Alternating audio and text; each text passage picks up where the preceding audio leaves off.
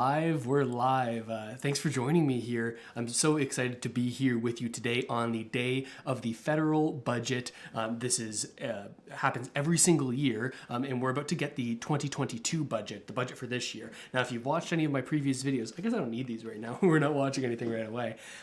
If you've watched any of my previous videos, you'll know that this is one of the biggest times in the year when it comes to government announcements, and you get to see like what their actual priorities are, right? We get all of these promises throughout the year. Here's what we want to do. Here's what we're going to do, whether it's in an election or sort of just like in press conferences. But you can't really take that at face value, can you? But here in this budget, they outline their plan for spending, where they're actually going to put the dollars. Now, the things contained inside of this budget don't automatically pass. They don't automatically get implemented.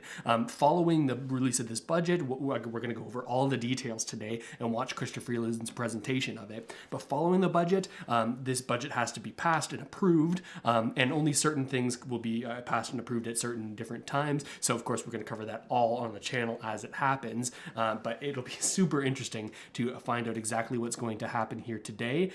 We've got about 5 minutes and 30 seconds until Christopher Freeland is scheduled to give her update, but I wanted to take a second here and say thank you for joining me. I'm seeing lots of people in the chat. It's great to see you again. You can likely see yourself right up here. We've got Alice and Steady Eddie and Slow Jam and Jackie and Des and Anwar and Langton and Stugatz and Tyrone. So many people here joining in, and I appreciate it. We like to do this on all of the live streams. There's not too many like Canadian focused live streams like this, so it's always fun to do.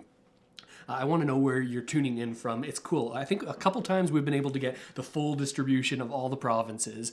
So it'd be cool to let me know where exactly you're tuning in from and how are you feeling about this budget right now.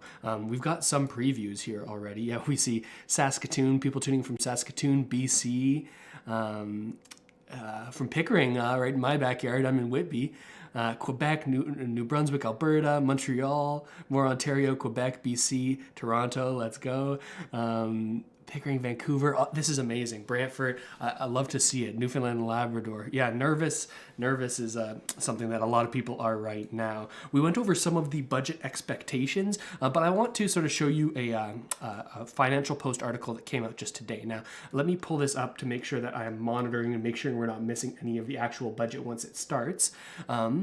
But we've got here this Financial Post article. So let's dive into it. Maybe we get some extra insights on as to what's going to be included here. But we did a pretty large overview summary video of what we think is going to be in here. I think there's going to be an attack on housing. That's right, an attack on housing. But the amount that the changes will actually change things, we're going to have to go into the fine print here in the budget to find out. Now, the Liberals have been very, very heavy on adding more spending and more supports for people to buy houses. But if you watch my previous video, you'll know that I think, hey, a lot of these measures, well, what they actually do is increase demand side pressure, right? If you make it easier for people to qualify for loans, more supports for first-time home buyers, that doesn't slow down real estate prices. That actually speeds them up, puts more on the demand side. What we're really hoping to see here is a meaningful commitment to increasing supply side of this equation, right? We want to see more housing builds. We want to see sort of more funding going into that space, but this is notoriously a challenging thing to do, right? Housing and land development, this is all like a municipal or provincial jurisdiction, right? The feds can't really tinker too much with it. So it's interesting to see how they try to put like federal plans to make more housing upstarts, which are like largely municipally managed. So let's go into this article a little bit. And as a reminder, if you ever want me to see something in the chat, like I'm reading it here and there as I'm talking to you, but if there's a question for me or something you want me to check out, you can always type @RussellMatthews and it'll come up and it'll like, you can sort of click that and it'll show up with like a little alert on my side too. So you can always do that. So here we have Liberals set to spend oil windfall on social and climate programs. So this is a big thing, right? I think the budget that we're going to see today very different from what we would have seen 2 months ago, right? We're in a different climate now. One of the biggest things for Chrystia Freeland, this is Chrystia Freeland, the Deputy Prime Minister and Finance Minister, she's all about something called debt to GDP. Now, what is that? Debt to GDP. Debt is the total amount of debt that the government has relative to the gross domestic product. So like the total sum of all productivity, all of like the businesses that make money, and all, like a whole bunch of things are counted inside of the GDP. But the Liberals believe that, hey, we can actually continuously increase our debt as long as our GDP is going up with it. As long as we're reducing our debt in terms of our GDP, that's fine. So if the GDP is going up 1% a year and the debt is going up 2% a year, they wouldn't be cool with that. If the GDP was going up 2% a year, the debt was going up 1% a year, they'd say, hey, fine, we're making gains here on our debt to GDP.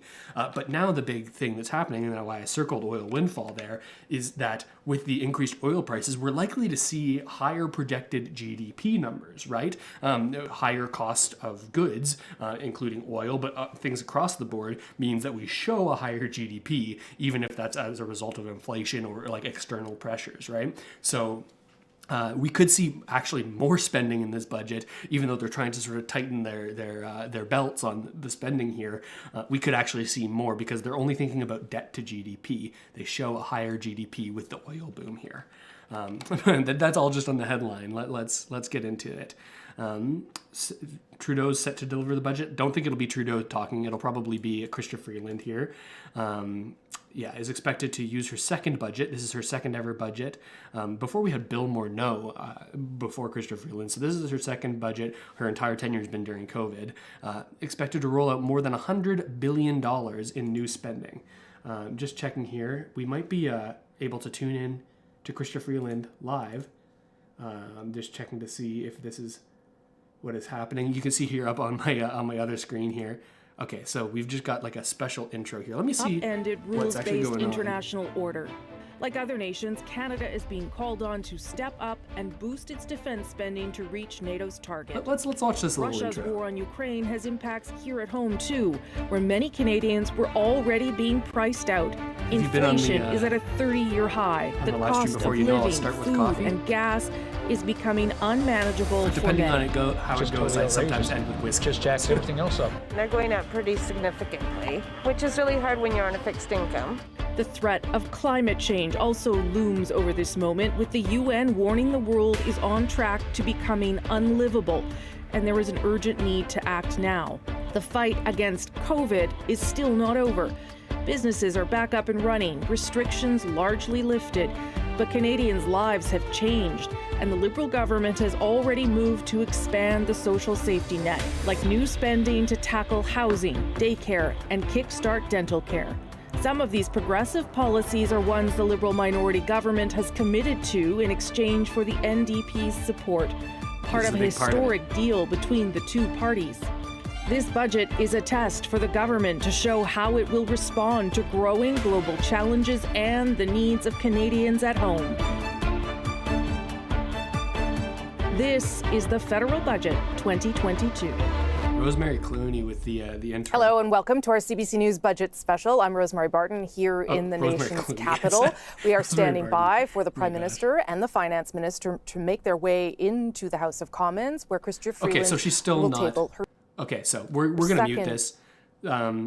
So they're not, she's not there doing it yet. They're sort of filing into the House of Commons right now. Actually, I believe that I have a live view up of the House of Commons right now. So let's check in on there just to see how close we are to them all filing in. Okay, yeah, we got it right here. So they're just still finishing up their second reading of C14. Cool. So we can go back to this Financial Post article and get more input here, a little bit of our preview here.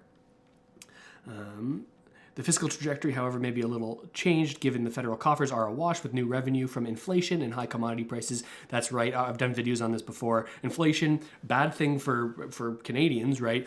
All around kind of a good thing for the government when you think about it. They've got these high levels of debt, right? Extremely high levels of debt. But if the dollar is devalued via inflation, well, that debt, although it's the same dollar amount, the actual financial power behind the debt that they have is lessened relative to the tax revenues they can bring in with this newly inflated dollar, right? So that's a good thing for their debt.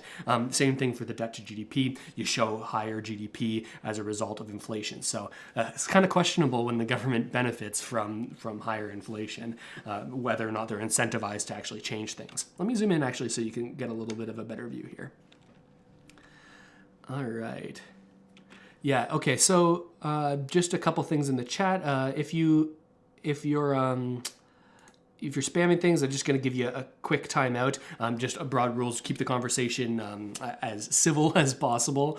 We're going to time out people who are spamming things, just to keep the chat actually productive. And as well, if you're new to my stream, you might not be familiar with a broadcast that tries to stay down the middle here. We accept people from views that are very, very far left. There are people that are heavy proponents of very left policies and people that are heavy proponents of very right policies. We try to keep it right down the middle because ultimately I think the truth is in that gray area, and we see so much division on left and right. Here's a place where I'll put my opinion in there every once in a while, but we generally try to stay pretty down the middle here. All right. Okay, let me actually just make sure that I have this up, monitoring it on the other page to make sure that we're not missing anything. And okay. It's a little bit of a balancing act. Said the governing Liberals will be making commitments and developing policies and spending money in areas they feel will help boost the economy. This was their big phrase last year, right? We did this stream last year at the same time, same place, around April of last year. And one of the big things that they said is like, hey, it's okay to spend right now as long as the spending is going to directly correlate to increased boosts in the economy. Now, this is where things get a little bit interesting, right? Because their rationale last year was that, hey, we have an incredibly low interest rate environment, right? We like last year we had interest rates down, like on the 5-year, like down around the 2%. So what that means is that the government at that point said, we need to spend right now on things that are going to boost the economy because we can borrow right now at a super low rate. So we should be spending as much as we possibly can and locking in over the long term this very low interest rate debt.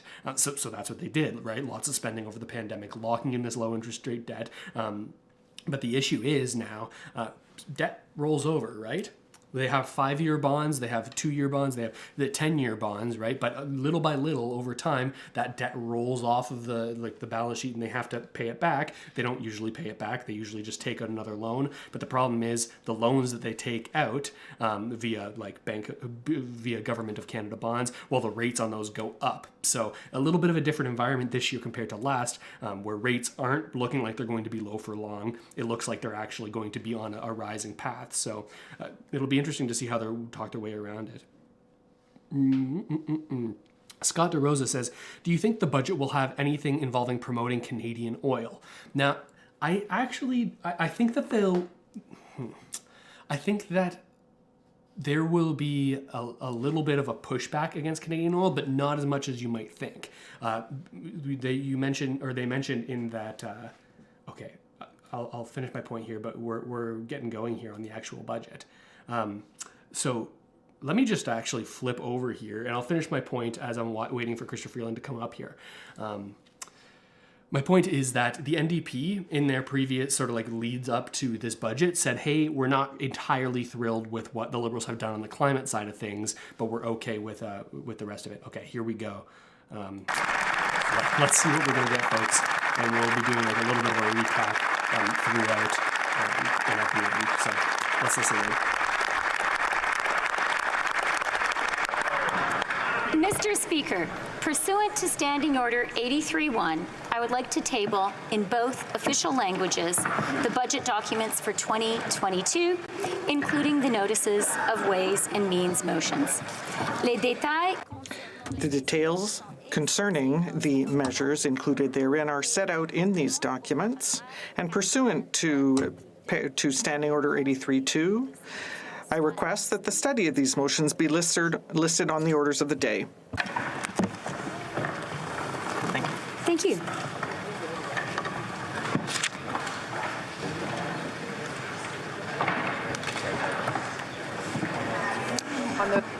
They have now Speaker, been officially tabled and is lifted. We'll listen for a couple of moments that to Minister Thursday Freeland and in then go to March, David Cochrane for some details. just over 2 years ago, when our travel plans were hastily canceled, when our children came home from school, when we all rushed to the grocery stores to buy toilet paper and hand sanitizer. We realized then that this virus would disrupt our lives. But few of us imagined quite how much or for quite how long. Come And yet, back to the Deputy here we Prime are. Minister as her speech goes We on. But bent, first, let's go to David but we Cochrane. did not He's been break. in the lockup, as have Canadians I. have done And he will give us some of the everything details, and then we'll go to Vashi, who will have some analysis as well. David, go ahead. Excuse me? No, let's actually watch the budget being put live. What? Okay, good thing we have the backup stream here. Let's go. But few of us imagined quite how much or for quite how long. And yet, here we are. We bent, but we did not break. Canadians have done everything that was asked of them, and more, Mr. Speaker. And so, to all of them, to all of you, I want to start by saying thank you. You're welcome in the background. Et j'ai maintenant And I now have the honor of tabling my second federal budget. I tabled my first in April of 2021. In the year preceding it, the Canadian economy had teetered on the brink. Our economy contracted by 17%, the deepest recession since the 1930s. 3 million Canadians lost their jobs. This was a shattering economic blow. The Great Depression scarred this country for a generation or more. It was entirely reasonable to fear that the COVID recession would likewise hamstring us for years, that millions of Canadians would still today be without jobs. Right now, I think they're framing it to say, hey, look how good we've done, because we're not our country in a worse be position. the work of decades. We knew that we could not let that happen. And so we provided unprecedented emergency support to Canadian families and Canadian businesses. Our relentless focus was on jobs, on keeping Canadians employed, and on keeping their employers afloat. It was an audacious plan, and it worked. Our economy has now recovered 112% of the jobs that were lost during those awful first months. People will argue against that stat, saying, hey, it hasn't been an uneven recovery. 90% Not all the jobs in the lower sort of Our employment rate is area down to just in terms of income. 5.5%, close to the 5.4% low in 2019 that was Canada's best in 5 decades.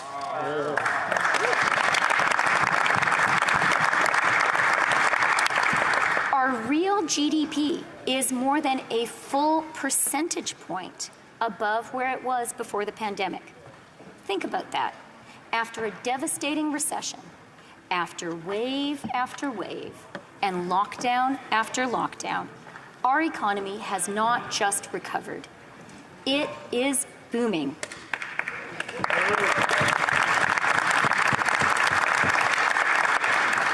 Today, Canada has come roaring back. But Canadians know that fighting COVID and the COVID recession came at a high price. Inflation, a global phenomenon, is making things more expensive in Canada, too. Snarled supply chains have driven prices higher at the checkout counter. Buying a house is out of reach for far too many Canadians. And now, Putin's barbaric war is making food and gas even more expensive. The money that rescued Canadians and the Canadian economy, 8 out of every $10 invested, was deployed chiefly and rightly by the federal government. But our ability to spend is not infinite. The time for extraordinary COVID support is over. And we will review and reduce government spending, because that is the responsible thing to do. On this point, Mr. Speaker, let me be very clear. We are absolutely determined that our debt-to-GDP ratio must continue to decline. Our deficits must continue to be reduced. The pandemic debt we incurred to keep Canadians safe and solvent must be paid down, and it is being paid down. That was the whole debt-to-GDP thing. This is our fiscal anchor. This is a line we will not cross. It will ensure that our finances remain sustainable. So that's interesting, right? Because they're anchoring it with the debt-to-GDP number. Again, something that doesn't necessarily mean good impacts for every Canadian, but that it looks good on the books. It is my duty to maintain it, and I will. But some people will say that this is the modern now anchor. is the that's time an okay for thing us measure. to focus with smart investments and a clarity of purpose on growing our economy and on making life more affordable for Canadians. That is what our government proposes to do. And here's how we propose to do it. Pillar 1 of our plan is investing in the backbone of a strong and growing country, our people. Commençons par le logement. Let me start with housing. Housing is a basic human need, but it is also an economic imperative. Our economy is built by people, and people need homes in which to live. But here's the problem. Canada does not have enough homes. We need more of them, and fast. This budget represents perhaps the most ambitious plan that Canada has ever had to solve that fundamental problem. Over the next 10 years, we will double the number of new homes we build. This must become a great national effort, and it will demand a new spirit of collaboration. Provinces and territories, cities and towns, the private sector and nonprofits, all working together with us to build the homes that Canadians need. Over the next 10 years, we will double the number of new homes we will build.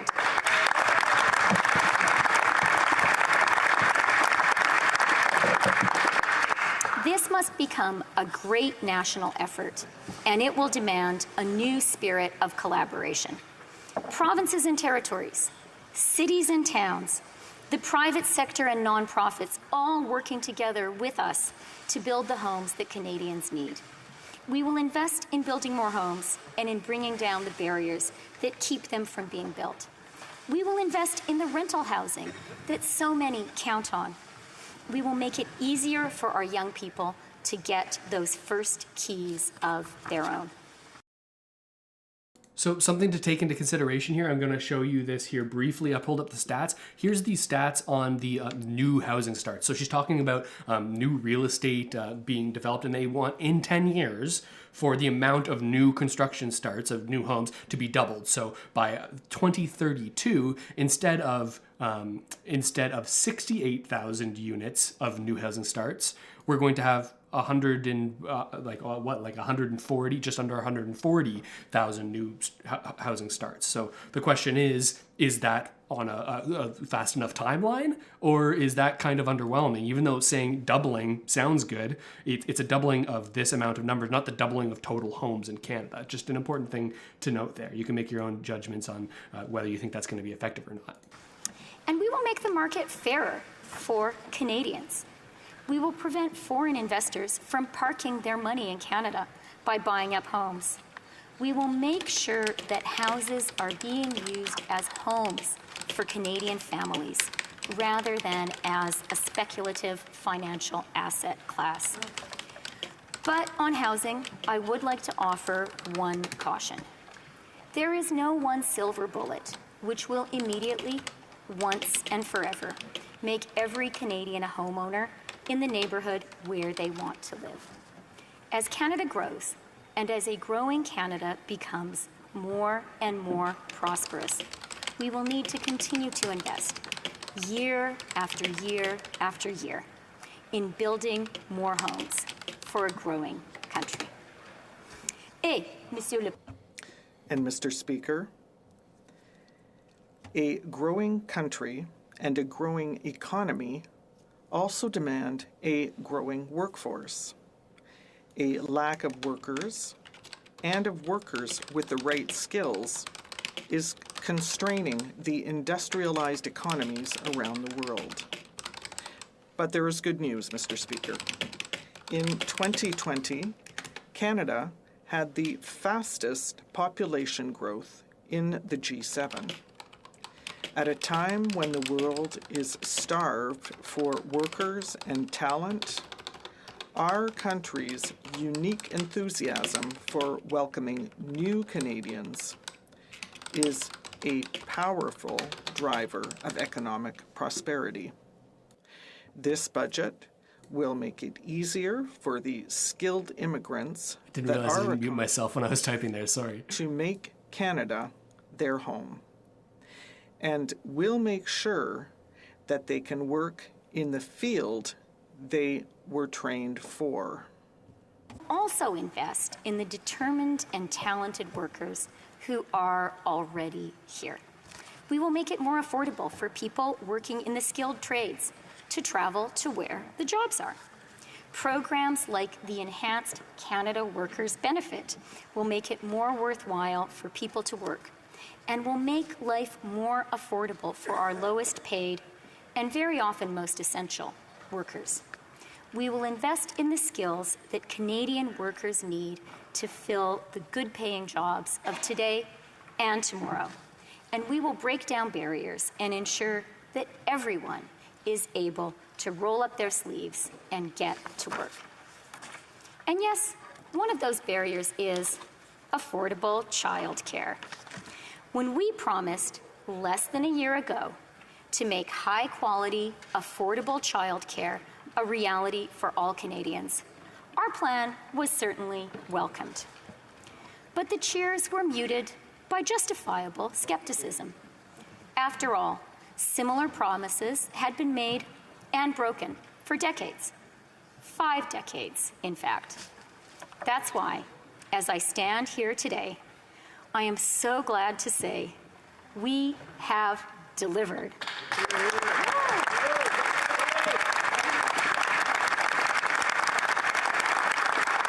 So interesting stuff here, especially that she chose to talk about, hey, we've had the highest population growth, and saying that's a really good thing for the economy directly after the housing conversation, where we don't have enough homes. Every single province and territory in our great country. This is women's liberation. It will mean more women no longer need to choose between motherhood and a career.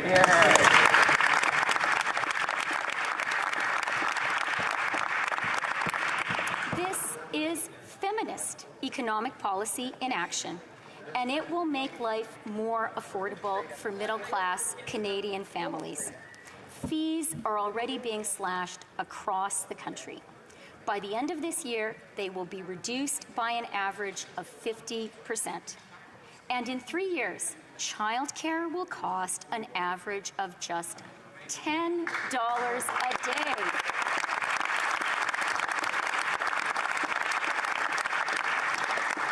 From coast to coast to coast. Housing and immigration and skills and childcare. These are social policies, to be sure. But just as importantly, they are economic policies as well. Our strategy is what Janet Yellen, the U.S. Secretary of the Treasury, recently dubbed modern supply-side economics. Modern supply-side economics borrows the supply-sider's key insight that increasing supply is fundamental to growth, but takes a progressive, people-centered approach. At a time when our chief economic problem is that there is too much demand chasing too little supply, this set of people-centered policies provides exactly what Canada needs right now. This pillar will create supply-led growth that satisfies the demand today driving inflation. It will help our economy grow sustainably, and it will make all of our lives more affordable. Notre deuxième pilier pour la croissance. Our second pillar for growing our economy is the green transition. In Canada and around the world, climate action is no longer a matter of political debate nor personal conviction. It is an existential challenge. That means it is also an economic necessity. In the largest economic transformation since the Industrial Revolution, the world economy is going green. Canada can be in the vanguard, or we can be left behind.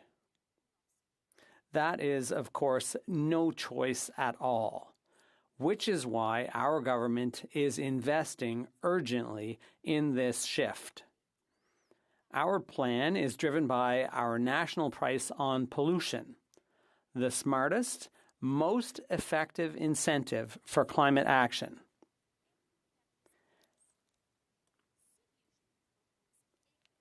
The budget also proposes the creation of a new Canada Growth Fund, which will help attract the billions of dollars in private capital we need to transform our economy at great speed and at scale. Nous investirons dans les minéraux. We will be investing in Canada's abundant critical minerals and metals. They are a key part of going green. The world's democracies must be able to produce them for themselves and for others. As car makers urgently upgrade their assembly lines to make zero-emission vehicles, we will be making sure Canadians can afford them. Nous fabriquerons les batteries. Is that more We tax will credits for manufacture EVs? the batteries that power zero-emission cars and trucks, and we will invest in charging stations from coast to coast. For our children, that means cleaner air and cleaner water tomorrow.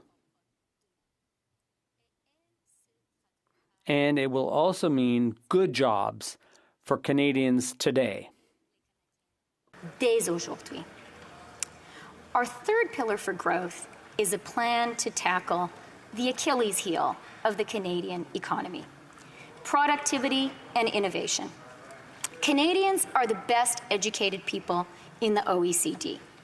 Our scientists win Nobel Prizes, and our cities are outshining Silicon Valley in creating high-paying technology jobs. Nous accusons toutefois du Like to see some positive crypto legislation if they want that to happen. Productivity matters because that's what guarantees the dream of every parent, that our children will be more prosperous than we are. This is a well-known Canadian problem and an insidious one. It's time for Canada to tackle it. And we propose to do just that, in part, with a new innovation and investment agency, drawing on best practices from around the world. The agency will give companies across the country and across our economy the tools and incentives they need to create and invest and to produce more with less. We will encourage small Canadian companies to grow. We will help Canadians and Canadian companies develop new intellectual property and turn their new ideas into new businesses and new jobs. Mr. Speaker, these three pillars, investing in people, investing in the green transition, and investing in innovation and productivity, will create jobs and prosperity today and build a stronger economic future for our kids. They will make life more affordable, and they will ensure Canada continues to be the best place in the world to live, work, and raise a family. From the first day we started working on this budget, this growth agenda was always going to be our focus. And then Vladimir Putin invaded Ukraine. On that dark morning of February 24th, a day of infamy, we woke up to a world utterly transformed. When Putin opened fire on the people of Ukraine, he also turned his guns on the unprecedented era of prosperity that the world's democracies had worked so diligently to build over more than 76 years. Our rules-based international order, built from the ashes of the Second World War, today confronts the greatest threat since its inception. And so our response has been swift. Here comes more defense spending, Canada likely. And our allies have imposed the toughest sanctions ever inflicted on a major economy. Russia has become an economic pariah. But the mutilated people of Bucha, shot with their hands tied behind their backs, have shown us that is not enough. Putin and his henchmen are war criminals. The world's democracies, including our own, can be safe only once the Russian tyrant and his armies are entirely vanquished.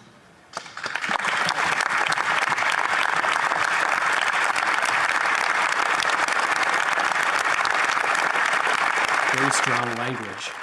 Until the Russians and their soldiers are vanquished. I wonder how much this new spending is going to be for the Canadian military. Everyone agreed to up their spending. And that is what we are counting on the brave people of Ukraine to do. Because they are fighting our fight, a fight for democracy. It is in our own urgent national interest to ensure that they have the missiles and the money they need to win.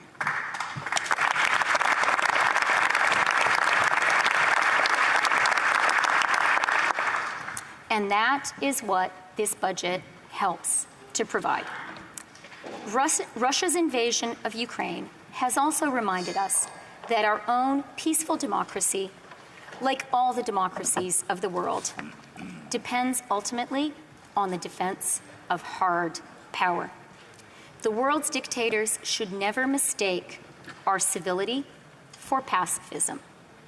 We know that freedom does not come for free, and that peace is guaranteed only by our readiness to fight for it.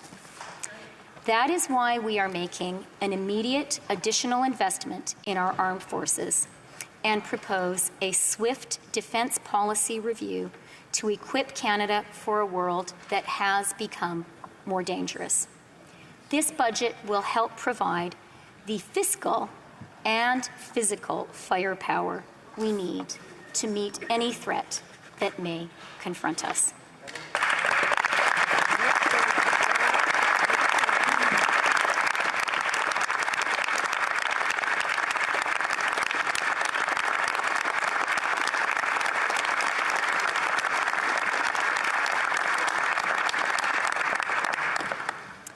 And we understand that security includes energy security, which Canada must work to ensure for ourselves and our democratic partners. C'est pourquoi nous investissons. That is why we are making an immediate additional investment in our armed forces. It's also why we're proposing a swift defense policy review to equip Canada for a world that has become more dangerous. This budget will help provide the fiscal and the physical firepower we need to meet any threat that may rise to face us.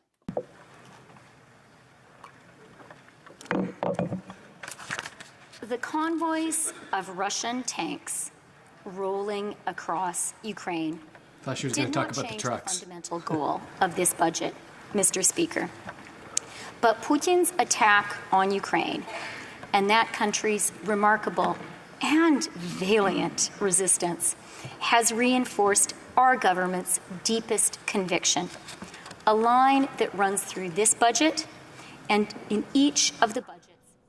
Greg's here asking, are they going to go into the specifics of these statements at all in the announcement? They likely will say some certain specifics, but all the specifics will be in the budget. We'll try to dive into it a little bit after her speech here, after her review as well. Garrisons. Those do matter, to be sure, but they matter less than democracy itself. They can be defeated. They are being defeated by a people who are united and free.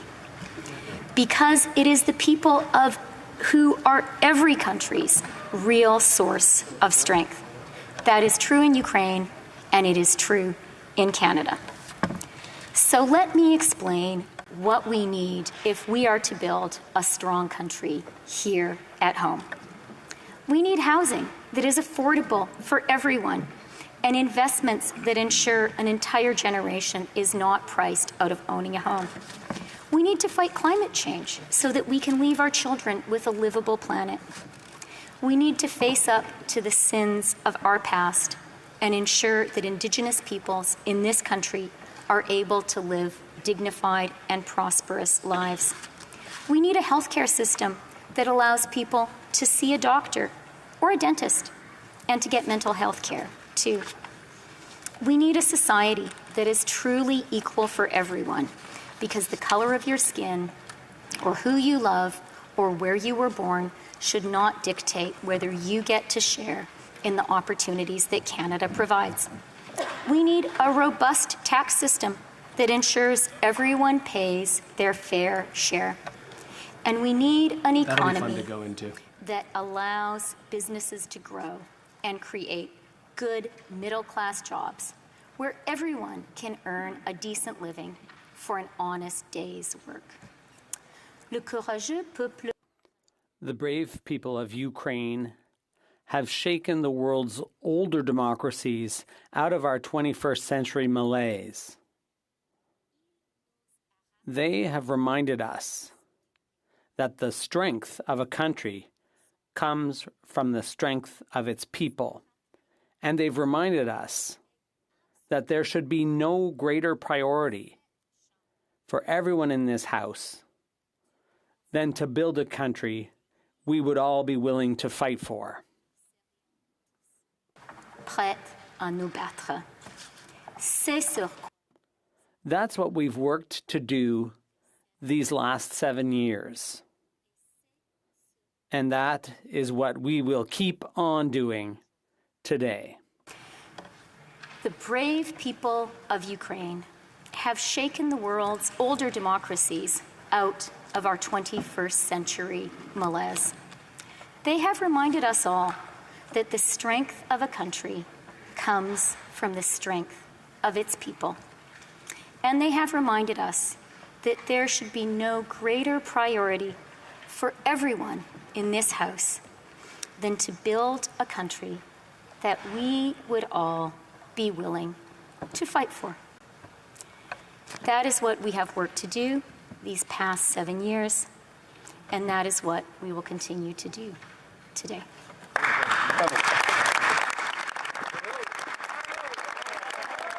So that's the presentation? Okay. So we've got her talking heavily about 3 different pillars. Investing in people and housing, investing in and also like the workforce, as well as investing in the green economy and investing in innovation as their 3 main, with a big emphasis on also increasing defense spending with immediate funding to armed forces and a defense review.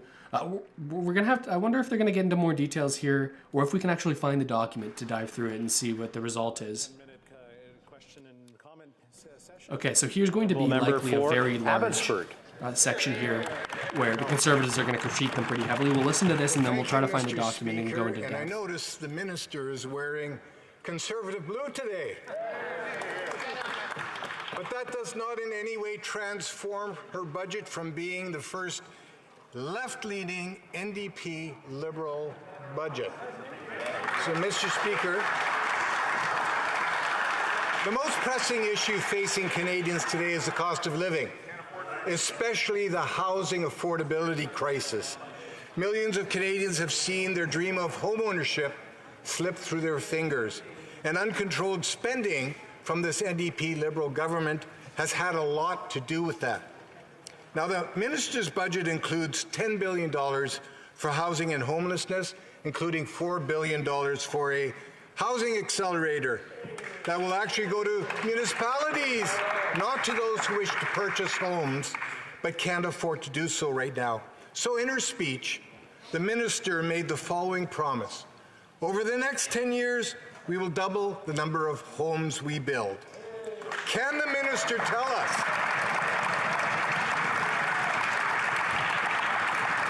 Mr. Speaker, this is a serious question.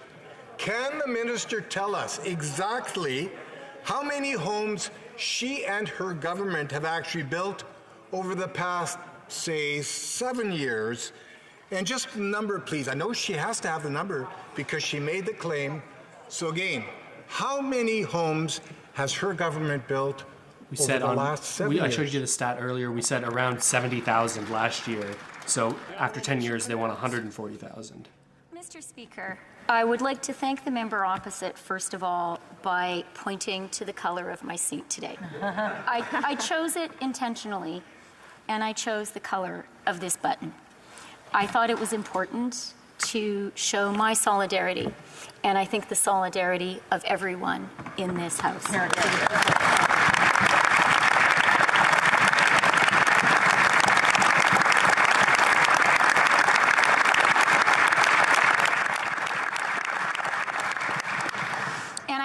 To see the member opposite wearing a blue and yellow tie. I've recently learned, in fact, that his roots, like my own family's, are in Ukraine. I'm glad that the member opposite spoke about housing. Maybe that's something else we can all agree on. Housing is the most pressing economic and social issue in Canada today. And that's why it is the centerpiece of this budget. Just as early learning and childcare was the centerpiece of last year's budget. What is new and important about this budget, which again the member opposite has helpfully pointed out, is a focus on supply. What is new is an understanding that what we need to do as a country is find ways to tear down the barriers to building more homes.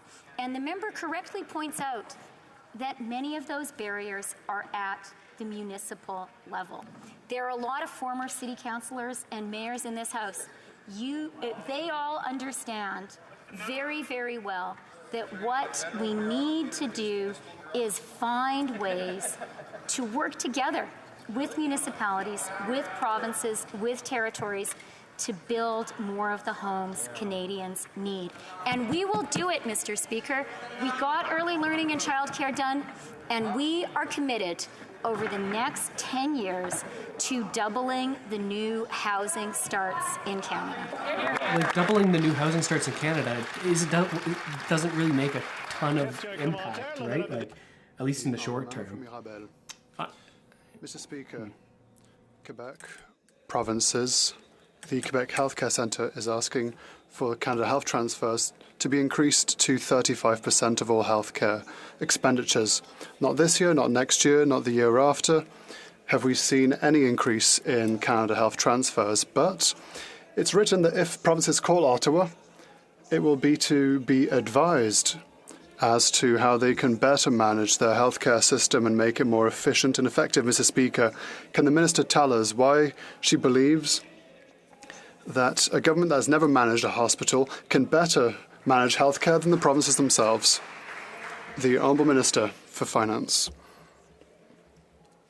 Mr. Speaker, we fully understand that it is of provincial... So as this is being said, I want to show you something. I have been able to find the actual budget document here. So we have all these individual sections. So we're going to be able to get into more depth here in terms of these actual ones. We'll go through these headlines and sort of click into areas that maybe we don't fully know about. Territories to help them with issues caused by the COVID crisis. I would also like to add that in this budget, we are proposing to invest $45.2 billion. This is a monumental amount to support provinces and territories through the Canada Health Transfer. And, Mr. Speaker, this is an increase, a 4.8% increase as compares to the reference basis. Okay, so a poll going out here in the chat. Do we want to continue to listen to this budget sort of debate, or do we want to go directly into taking a closer look at the budget there? So let me know what you think. Sound nor proven its scale, with a terrible track record and limited potential to deliver significant cost-effective emissions reductions. And yet, despite the IPCC just having released another damning report about the state of the climate crisis, that carbon capture and storage is the cornerstone of the climate efforts here in this budget, Mr. Speaker. Does the minister recognize that the over $2.5 billion that they've allocated for carbon capture and storage is a missed opportunity to build national renewable energy projects like a Western power grid that could put people to work and actually help us create new renewable sources of energy in Canada, which is something we absolutely have to do if we're going to be able to electrify our economy and lower our greenhouse gas emissions? The Honourable Minister of Finance. Mr. Speaker, I think Canadians at home listening to the proceedings of this House will be a bit confused by what they are hearing, because they've heard a lot about collaboration between progressive parties, and yet on this issue, I must differ from my honourable colleague. I absolutely believe, and our budget is very clear, on the value of CCUS when it comes to a realistic, achievable, and attainable emissions reduction. Okay, so the people have spoken. Ending poll. Budget doc deep dive with 65%. That's what we're going to jump into now, but maybe we'll be able to sort of skim through the rest of this and see if there's anything else interesting going on here. But before we do, let's go over a quick summary of this speech so that we can get a better idea of exactly what's happened. So I'll likely clip this and put it onto the channel as a summary video, So let's listen into this and let's just review exactly what's been said here. So Chrystia Freeland just gave her 2022 federal budget update. This provides all of the information for what they're going to be doing and spending their money on going forward. And we're going to go through all the highlights that we just listened through on the stream there. So she says that there's going to be 3 pillars of investment over the next year. And those 3 pillars are investing in people and housing and in the workforce, investing in the green economy, and 3, investing in innovation. So pillar 1, she starts with housing, obviously a very big topic right now in Canada. She says that housing is a basic human need, but also an economic imperative, and saying that Canada doesn't have enough homes and we need more and we need them fast. So already off to a good start here, saying, hey, we're going to focus on supply rather than giving people funds to buy the current supply. We want to build more homes. So this is the promise that they made. They said over the next 10 years, we're going to double the amount of new homes we build. Now, this sounds quite good, but when you get into the stats of it, they're not doubling the amount of homes in total in Canada, just the amount of new housing starts that the government has built. So this year, that was around 60,000. So they're saying by 2030, or 2032 rather, they want to be at around 120 to 140,000 new starts in that year. So an increase in the amount of homes being built, but not at a very, an extremely fast rate, right? This is a long-term plan. And they say that we're going to make sure that houses are used as homes, not investments, banning foreign ownership. We'll get more into that in a little bit. And that there isn't a silver bullet for housing, and that not everyone will live exactly where they want to live, in the neighborhood they want to live, for the price they want to live. She says, hey, that's just not going to happen. That's the first time we've kind of heard that sentiment out of Chrystia Freeland. The next part here is that she says we need a growing workforce to sort of prop up the economy, and that we have a lack of workers, and this is all around the world. And then she then goes into a sort of section of the speech saying, hey, we've done a great job because in 2020, we had the fastest population growth in major developed countries. Now, this was interesting that she chose to sort of go into this area right away after just saying, hey, we don't have enough homes for every Canadian, and then patting themselves on the back for saying, hey, we brought more Canadians in than ever, or than any other country in the most recent years. So a little bit of a contradiction, which is the good thing, because obviously you can sort of see how the two can affect each other. So they say that they want to make it more affordable for skilled trade workers to get to work, and that there will be an enhanced Canada Workers Benefit. Now, this could be a benefit that can go out to more Canadians than ever before. I believe that Jagmeet Singh sort of let slip here that, hey, there's going to be a changes to the Canada's Worker Benefit. More people will be eligible for it. On the channel over the coming days, we're going to be going into more depth on what these benefits are, who can apply for them. And if you're listening on the stream right now and not the replay video, which I'll sort of post this as another video, then we're going to go into this directly after we do this recap. But you can sort of find the stream in the videos as well if you're checking this out after the fact. So then they say, okay, well, we want to invest in the workforce, we want to invest in housing, we also want to continue investing in affordable childcare. This is what they announced last budget, and they say, hey, we've actually come through, we have all these agreements with the provinces, we're getting down to a $10 a day average for childcare. One of the biggest promises from the Liberals, and one that they've actually been making progress on. So she also goes into this section where she talks about saying, hey, these are certainly social policies. These are left-leaning social policies where we support Canadians, support workers. But she says, hey, that doesn't mean that they're not also economic policies. She says by investing in people, in these things that are going to increase productivity, well, we're actually making a better impact on the economy. And she says that, hey, we're mirroring Janet Yellen. If you don't know, that's the finance minister in the States, right? The head of finance, kind of like Chrystia Freeland's counterpart in America. America. So she says that when we're in a supply crunch like we are right now, too many people, too many dollars chasing too few goods, inflation, we need to spend more on social policies to lead supply growth. Now, some people will say that's not the case. It's actually all of this government spending and the support from the Bank of Canada will actually lead to more inflation, but that's a debate for another day.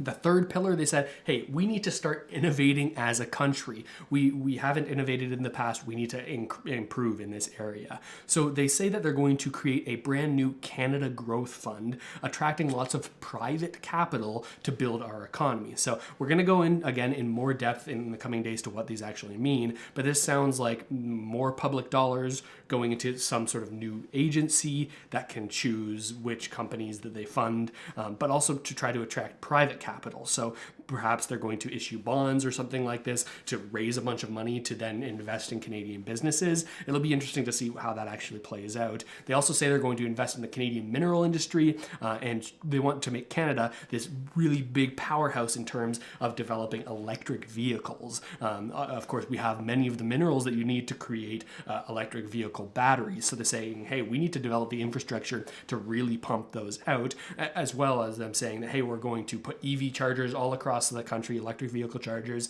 and we're also going to make it more affordable for Canadians to own electric vehicles. Now, traditionally, electric vehicles, many of them have been sort of in the luxury price range. Now that's starting to change with more and more manufacturers coming out with more consumer priced models. But this language does make it seem like the government's going to provide more rebates and more sort of tax benefits for people who buy electric vehicles. So I'm not sure who exactly that's going to apply to. Some people will be frustrated saying, hey, why are you giving people who are already rich and can afford electric vehicles more tax breaks? But we'll have to actually dig in to see if it's going to only people under a certain income, if it's income tested. We'll find all of that out very soon. But she ends that section saying it's time for Canada to tackle innovation, and that we're through these new funds and this new agency, the new Innovation and Investment Agency, they're going to give companies the tools they need to grow, create new jobs. Interestingly, and not surprisingly though, nothing related here to the digital asset industry. This is where my bias comes in a little bit, but I think that this is one of the sectors that's most poised for growth, most poised for innovation, and I'm really disappointed that there's not more investment here from Canada to make Canada a better place to be building companies around that industry. I kind of feel like it's like the internet in the early 90s, where people are like, it's a scam. People don't know like the actual tech behind it, because on the surface, of course, there's lots of scams and pump and dumps, but when you dig a little bit deeper, this is a new tech that I personally think is going to change the world. Disappointing that there's not better sort of policies here to try to develop more GDP via that sector in Canada, which would be good for the government because they'd be able to collect more tax revenue. So clearly no one's taking a stance on that yet. And then the final section of this speech focused very heavily on Ukraine and Vladimir Putin and the war that's going on there, saying very strongly they are war criminals. We have the best sanctions in the world, but we need to vanquish their armies. But maybe we won't do that. We hope that the Ukrainian people will. And Christopher Freeland says, money and missiles. That's what we're going to give to the Ukrainians. We're going to immediately invest in our armed forces. And we also want an immediate defense policy review, potentially to spend more on Canadian defense. So those are the pillars of the statement. Like I said, check in on the stream if you're not already watching it, if you're watching the recap video, because we're going to go into a little bit more depth here on the actual document and all of the sort of nitty gritty that maybe she didn't mention in this speech. So let me know in the comments what you think of all of this, and if you think that this budget is satisfactory. What do you think of these three pillars? Are they missing anything? No mention of a UBI, even though it was a very tightly NDP Liberal coalition, like quasi-coalition here. So interesting stuff. Let me know, and thanks for watching. Okay, people who are now here with me on the stream, of course, just doing that as a clip for a sort of summary that'll also post on the channel for people who weren't able to make it live.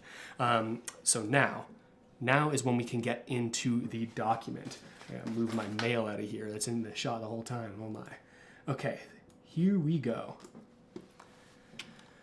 Okay, so here's the table of contents. We're gonna go over this, and we're going to go into more detail than we have previously.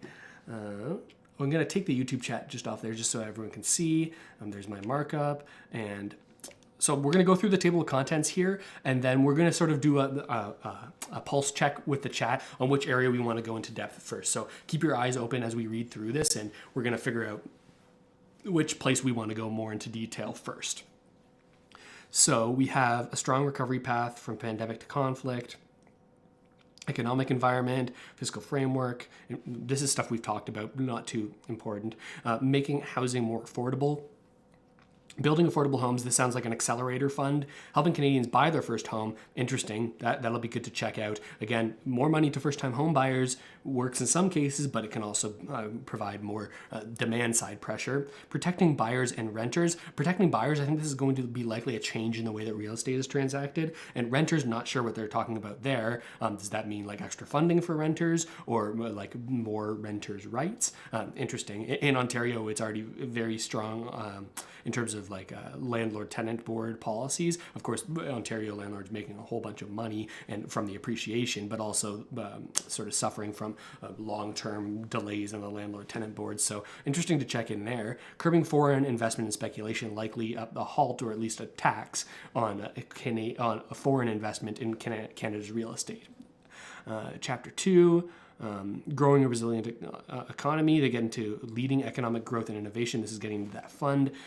Building more stable supply chains. Investing in IP, intellectual property, and research. So this is more of that like sort of capital, getting private capital into Canada so we can grow our businesses. Driving investment and growth for our small businesses. Supporting recovery and growth in affected sectors. Okay, so now into the environmental side, clean air and a strong economy, reducing pollution to fight climate change, building a clean, resilient energy sector, protecting our lands, lakes, and oceans, and the net zero economy in Canada. Now, okay, so here's something interesting, creating good middle-class jobs. We didn't hear a lot about that in the speech. Let's take a look here. Oh yeah, so I just had a request here. Gonna drop the link in the chat right now for anyone who wants to follow along right here. So this is what I'm reading right now, the budget. So you can look through it yourself and let me know if you find anything absolutely mind-blowing that we need to go into here on the stream. So good middle-class jobs, they say delivering on childcare is part of it, more women in the workforce. Immigration for our economy, bringing more people in to fill the jobs. Workforce for the 21st century economy could be interesting. How are they going to invest in jobs that are more suited to this century? Connecting workers to good jobs and a better employment insurance system. Could be a new revamp for employment insurance. This has been pitched for a very, very long time, saying that we don't have EI that's good enough for the current gig economy, where people are moving jobs very quickly, maybe like driving on Skip the Dishes or Uber Eats or any of these sort of gig economy where people are more and more self-employed. That could be interesting to go into soon. Right, leadership. National defense, supporting Ukraine, standing up for democracy and the rule of law, and providing international assistance, kind of self-explanatory, but we can go into that if you'd like. Healthcare support, stronger healthcare system, mental health and well-being, investments in public and mental health. And moving forward on reconciliation, addressing past harms, discrimination, supporting strong and healthy communities, advancing self-determination and prosperity. Chapter 8, safe and inclusive communities, diverse and inclusive Canada, supporting artists and charities in our communities. Interesting, maybe support for artists in there. Tax changes. How many people's ears perk up when they see tax changes? This is like kind of where some of the meat might be. Where are they going to get their money to do this extra spending? Or maybe it's just from their numbers that they say, hey, we could spend this much. Details. Okay, so we get actual economic and fiscal projections. This is where there's a whole bunch of charts and graphs. I'm going to dive into that on my own time afterwards and bring back insights for you on the channel. So if you're watching this and you're not subscribed, you can do so, and you can sort of get these updates and also watch them in like shorter video form. But I appreciate you all being here right now. I love these ones because I get to know the people in the chat, and we get to sort of actually do this like together. All right, so that is the okay. So new tax information as well. Okay, so we've gone over now this sort of high level agenda for what's inside of this. Let me know, and I'll just sort of do it by my best guess on what's most in the chat. Let me know in the chat right now. What do you think? What should we be what should we be taking a look at right now in more depth? Here, I'll do it live. Here we go. We got this chat Zoom right now. Look at that. Look at that overlay. Man, this is what you come here for, is the high production value. Where it's covering my face. The jobs we see from Vinaya, rate hikes, QT, quantitative tightening. Yeah, like that'll probably be from the Bank of Canada. We'd hear that. Money for business, EI, new TFSA, UBI hasn't been mentioned. Taxes, please.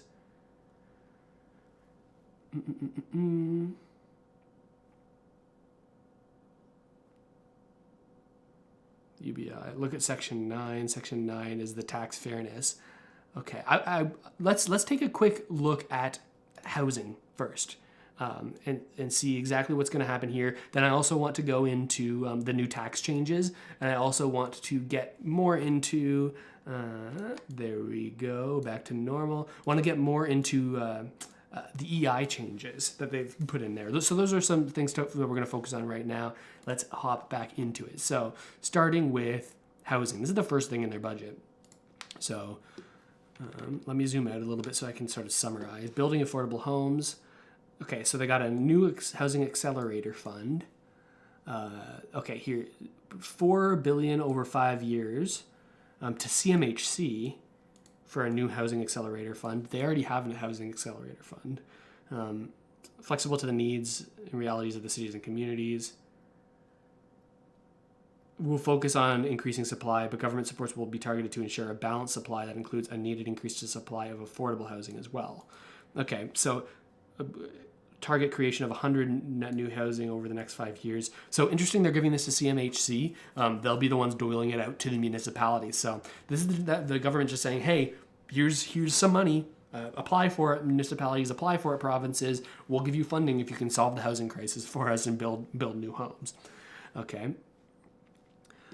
Using infrastructure funding to encourage more home construction. Flexibility in infrastructure programs to tie access to this funding to increase housing supply where it makes sense to do so. So also it looks like they're saying, hey, we're not going to give you as much infrastructure funding if you don't also give us new homes. Municipalities, there was the carrot. There is the carrot, right? Like the housing accelerator fund will give you a bunch of money, but also if you're not building housing, we're not going to give you as much infrastructure funding for transit and other infrastructure. Interesting. So that's like a tandem deal right there, like together with the housing accelerator fund. $43 billion in new funding for this issue. Leveraging transit, increase the impact. Okay, so more public transit for municipalities, rapidly building new affordable housing, $1.5 billion over 2 years to CMHC again to extend rapid housing initiative, 6,000 new units in 2022-2023, with at least 25% of funding going towards women-focused housing projects. Now, the NDP, I don't see anything in here that the NDP was looking for. They wanted a definition around what affordable is, because right now they're saying that affordable housing is at market rates in certain areas that have been sort of earmarked as affordable. So the NDP were pushing to say, hey, we need it to be at least 80% of the of market rent, so 20% lower than market rent. I'm not seeing that in here yet, so that's interesting. Okay. Speeding up construction and repairs for vulnerable Canadians. A cash basis for National Housing Co-investment. New units through the Net Rapid Housing Initiative as well. Okay. Building more affordable and energy efficient rental units. Incentivizing developers to build more environmentally friendly housing. Excuse me. And okay, so here's the new benefit that we were talking about this week on the channel. The Canada Housing Benefit, right there, was co-developed with provinces and territories and launched in 2020 with joint funding of $4 billion over 8 years. However, as part of its broader efforts to make life more affordable, the government recognizes that many are in need of additional assistance. $475 million to provide a one-time $500 payment. This is what was on the channel. We were talking about this and predicting it. To those facing housing affordability challenges, the specifics and delivery method will be announced at a later date.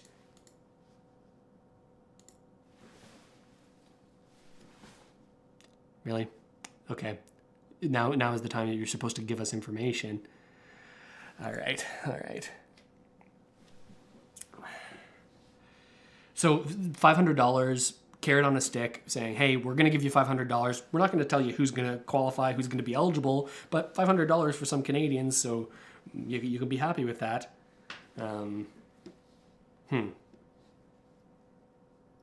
Okay. So I was expecting more detail than that. That's why you're seeing me a little bit shocked here. Oh, man. So new generation of co-op housing, $500 million for co-op housing development program. So more co-ops, and $1 billion from the rental construction financing to be moved over to co-op housing projects. So housing co-ops, more popular in the 80s. You might see them in more like 80s neighborhoods and suburbs and stuff. I actually live in a neighborhood that's was built around the 80s, so there's actually quite a few co-ops like in my area. Not as much in recent developments, but it seems like they want to incentivize this as a potential solution. Yeah, I see a TBC TV saying $500 is 5 days rent. Oh, man. Yeah, when $500 is the carrot on the stick, it's like, okay, interesting. Affordable housing in the north applies to less people, but more funding for housing in those areas. And if you are renovating your home to help your other family members move into it, elderly family members, grandparents, there's going to be a tax credit, $7,500 in support. So this tax credit, here's something important to notice, and I think that this kind of is something that people don't realize very quickly, is that when they say a tax credit, which would provide up to $7,500 in support, like they're not clarifying whether this $7,500 is like, this is the amount you can deduct from your taxes, or like this is like the amount from your amount owing that you can deduct, or is this just the amount that you can reduce your income by, right? Because like a lot of tax credits, they just allow you to reduce the amount of income you show, so you pay less tax. So this, like if we're assuming like roughly like a 30%, that gets closer to like 15, 20, like $2,000 to $2,500 if you're at like a 30% tax bracket.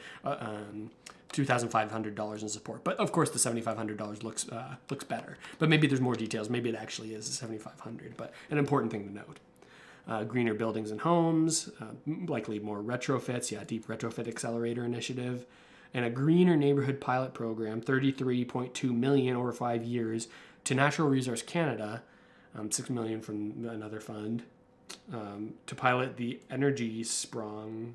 What is that model in Canada? What language is that? It sounds like we're in IKEA.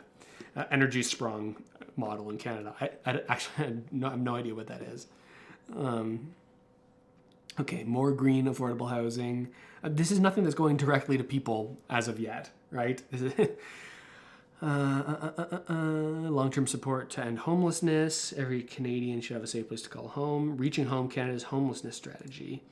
We're going to give $562 million in 24 and 25, so not this year, not next year, the year after, for Infrastructure Canada to double the annual funding for Reaching Home, longer term certainty for organizations doing vitally important work to solve homelessness. Okay, improving community responses to homelessness, $18 million over 3 years to Infrastructure Canada, again to continue programs like this, and a veteran homelessness program, $45 million. Or $62 million over 3 years, again starting in a couple of years. So these are just like, it's like there's not a lot of immediate support. Yeah, Michael here saying, maybe Russell, you could lend me the $500 and I'll pay you back when the $500 comes in. Yeah, that's not something I wouldn't loan you that. You'd have to pay me a pretty high interest rate for me to loan you $500 if you're only paying it back to me whenever the government gets around to giving it to you. Who knows if it'll even come. Okay, so here is something that is actually interesting. Something we covered. This was in the Liberals' election promises. It was the tax-free first home savings account. So many of you, especially if you've done the Canada Money Mastery course, links in the description. That's a course I put together to help people like understand sort of financial tricks of the trade that can sort of like help you out get better on better footing. We talk a lot about TFSA. Now, this is a tax registered investment account. So it's a registered investment account, meaning that when you sell your investments that you put in there, you don't have to pay capital gains tax on it. So that's what a TFSA is. Usually when you have an investment, you have to pay, the government wants a piece of the amount of money that you've made from your investments. They'll say, oh, I'm actually going to treat 50% of that as your income and tax you at that rate because you made a good investment, so why shouldn't the government benefit from it? You can tell my opinion about that in some cases. I think, yeah, we won't get into my opinion too much, but this TFSA is really powerful for building wealth because you don't have to pay tax on your gains. So it looks like they're going into a tax-free first home savings account. This was in there, like I said, in their election promises. Okay, there we go. As home prices climb, so too does the cost of the down payment. That represents a major barrier. 2022 is going to introduce a tax-free first home savings account, give prospective first-time home buyers the ability to save up to $40,000. Like an RRSP, contributions would be tax deductible. Okay, yes, I remember covering this now. RRSPs are another tax-advantaged account where when you put in money, you can sort of deduct the amount that you can contribute to your RRSP from your taxes that year, so you don't have to pay tax on your income that you put into that fund, and also, but you get taxed on the way out. But this one seems a little bit different. Tax deductible and withdrawals to purchase a first home, including investment income, would be non-taxable like a TFSA, tax-free in, tax-free out. That's pretty sweet. That's pretty sweet. You can put money in there. You don't get taxed on it on your income. When you take it out, you don't get taxed as well, even on the gains of your investment account. So I think that's what they're saying is that, yeah, working with financial institutions so it can be opened and contributed to in 2023. So, yeah, it seems like you could have self-directed TFFHSA. I guess that's what it is, TFFHSA. A little bit harder to say, but I guess another way for you to sort of build wealth without having the Canadian government take it. But interesting, like, will you be able to withdraw at any time if you're not using it for a down payment? The questions still remain around how effective it's actually going to be. And this actually gets into one of the points I made earlier in the stream, right? Is that, like, okay, making it easier for people to save up a down payment, what does that do? Like, think about the system, right? We have more people able to afford a down payment as a result of certain policies. That means more demand for housing chasing the same amount of supply, unless they really break ground on like building new homes. Like, this is a demand side increaser, likely to increase home prices as a result of it. Now, we could not even see the impact of this because we're seeing interest rates rise at a faster rate, right? We just saw a 25 basis point hike recently, and we're expected to see that quarterly, but it looks like actually even the Bank of Canada is going to accelerate that, increasing interest rates as a way of trying to tackle rampant inflation. So that increase in interest rates obviously affects people who are trying to get a mortgage. They can afford less at a higher interest rate, so that will dampen demand in the housing market. But so we've got something that is likely going to dampen demand, and then at the same time, something right here that could continue to raise demand. That'll be interesting to watch going forward. So here's like an example of it. And then another demand increaser, doubling the first-time home buyer's tax credit, double it. The amount to $10,000. The enhanced credit will provide up to $1,500 in direct support. So this is what I'm saying, right? The tax credit amount is $10,000. That's not how much the support is. That's how much you can deduct off your income, which translates to like a maximum of $1,500 when you buy a house. So it's like for people who are already buying a house, already able to, already in the financial position to do so, great, you're gonna save $1,500 come tax time, or get more, like a tax return of $1,500 more, depending on if you're paying or if you're receiving money at tax time. So, okay. Extend a more flexible first-time home buyer initiative, first-time home buyer incentive, extending it to 2025. Exploring options. Government's exploring options, meaning we're not doing anything right now. We'll see in the future to make the program more flexible. So this is interesting because the the first-time home buyer incentive was kind of a disaster in my eyes, right? Not too many people used it. There were very, very specific criteria, and in the way that it worked, if I'm not mistaken, the government actually took equity in your home with you, and then you had to pay them off once you had enough money to actually fully own your home. And actually, you had to pay the growth of the home as well. So if the equity in the home grew, you didn't get to keep that and pay off your original loan. The government got to profit from the equity growth or the appreciation of the value of the home. So another reason that the government would want to see house prices actually go up, not down. All right. Supporting rent-to-own projects. Many Canadians rent because they value the flexibility. To help develop and scale up rent-to-own programs in Canada, we're going to provide $200 million in dedicated supports under the existing Affordable Housing and Innovation Fund, $100 million to support nonprofits, co-ops, and developers, and rent-to-own companies building new rent-to-own units. That doesn't make sense to me. There's like the rent to own like real estate investment strategy that some people do, where they're like have people renting a home, but then a certain amount of their rent goes towards actually buying off the property. It helps with people who are like, for maybe no fault of their own, have bad credit and can't get a mortgage. That's kind of the only person that this helps. People who would otherwise be able to qualify for a mortgage with their high income, but they've got crap credit. So they have this rent to own program, but they're sort of like making this a highlight. Hey, we're going to have rent to own projects, but that's just like one thing in the $100 million that goes to all of these things. So only $100 million split across all these things. I don't know how you can say that this is like a highlight.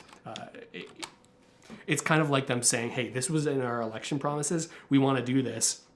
And then them saying, hey, look, we're doing it. And then, hey, here's the fine print, only like $20 million when you spread it across the different people who can apply for the funding here. Yeah, so these are some of the takeaways. I hope these are helpful. Rod says, my highlighter's making you crave some provolone. You must be pretty hungry to feel hungry from a highlighter like that. All right. Okay, so Home Buyers Bill of Rights. This is interesting. If you don't know, like I have my real estate license in Ontario, so I've worked in the real estate industry pretty heavily over the past number of years. So this is going to be interesting. I think that there needs to be reform. Like the blind bidding, I don't think that's the way to go, right? I've done a lot of that sort of stuff with my clients, and it just doesn't get the lowest price all the time, right? You have people guessing what the other people are bidding. So it looks like that might change. The announcement of the Minister of Housing and Diversity and Inclusion will engage with province. Oh my gosh.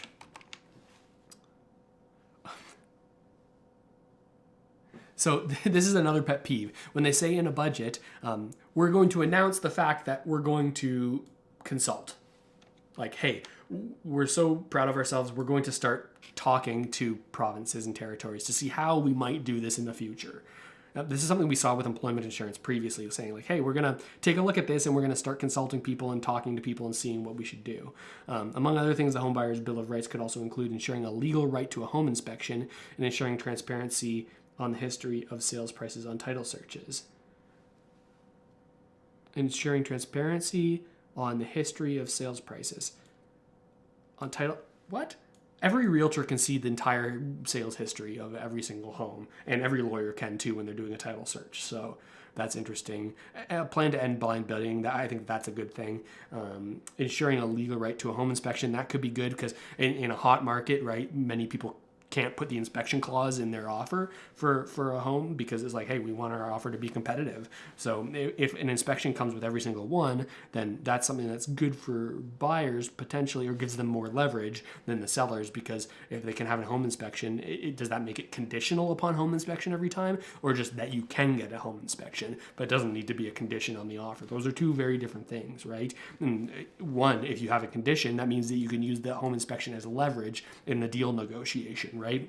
You can say, hey, this is our condition that we have to have a home inspection. We had it. Now we need an amendment to the deal because, hey, we found out that your furnace is shit, right? Like, we need to get that replaced.